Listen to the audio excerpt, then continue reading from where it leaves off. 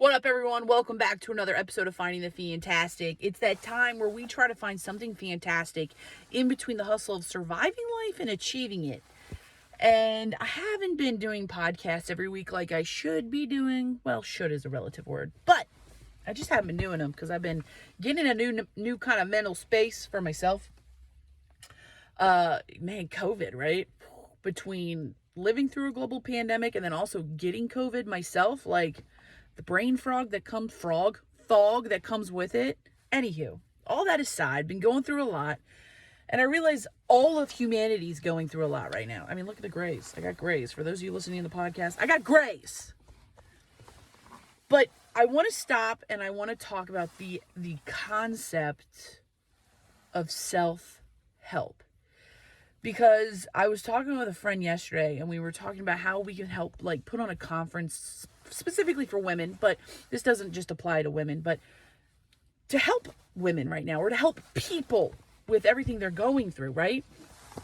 Like, how do you properly, like, we didn't know what we didn't know when a pandemic was coming. Nobody knew what was going to happen or what needed to be done.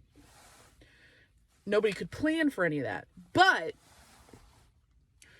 we were talking and I'm like, I really think people either abuse the term self-help and actions that go with it, or they completely ignore it and think it's BS. And what I mean by that, the people who completely ignore it, that's an easy one. They're just like, I gotta keep going in the rat race that is life. I'm just gonna keep every day, wake up, do the same thing, wake up, do the same thing, wake up, live and suffer the same way, wake up. Like, that's just what it is, because that's where they're at. But then you've got this polar opposite side of people who are like, self-help's important. You should go get a pedicure. Self-help's important. You should read self-help books. Self-help is important. You should prioritize yourself and your time.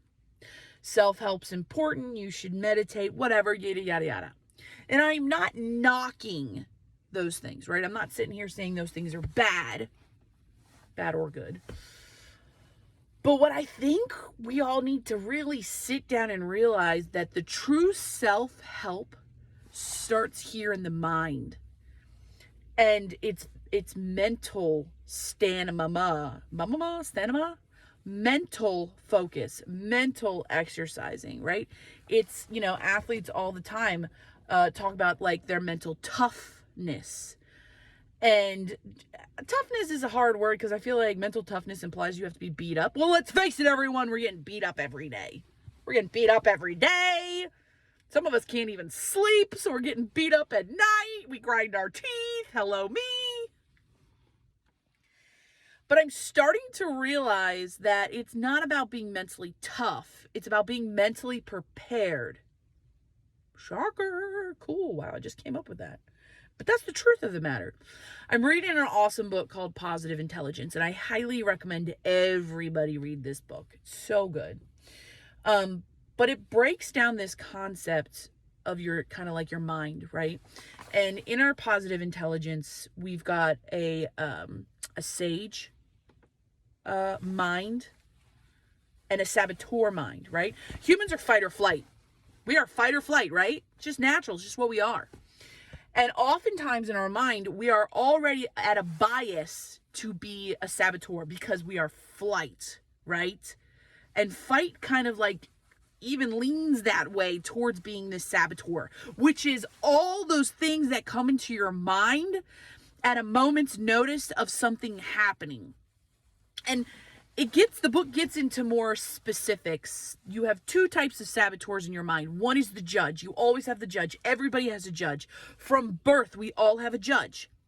And that judge judges you, judges others, and judges your surroundings. And don't give me this, I don't judge people, I love everyone. Listen, I love everyone, and I'm all about being safe spaces, but I judge.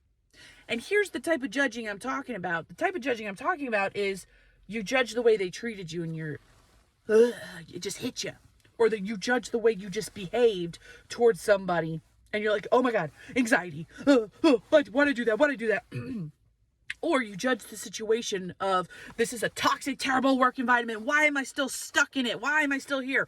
So the judge is constantly affluent and always surrounding our minds. And because we are a fight or flight, like, person, human, it's natural to think that way. Well, to be mentally prepared instead of just mentally tough. Mentally tough would be you think those things like, I'm not going to do that. Mentally prepared would be to realize how you stop that judge mind and start using your sage mind, right? You start using and doing different things to help empower quashing that voice. So I'm going to give you one takeaway from this that you can actually like do this week. And they, in the book, this is one of their things. Like I said, Positive Intelligence, go read it. Changed my life. It's amazing. Which is to name your judge. Name it. Right? It's kind of like the never ending story. Say my name, Bastion. For those who aren't geeks, sorry. That was a geek moment. Anyways, name it. Give it a name. If you name things, yeah, I don't know, just, it's important. Like, for me, my judge, I've named the poisoner. Because if you stop and you think about the way that voice makes you feel on the inside, and it's that overthinking, that anxiety, like all of that. Even the thought process of, why am I in this situation? Why did she just treat me that way? Why is she talking to me that way or behaving me that way?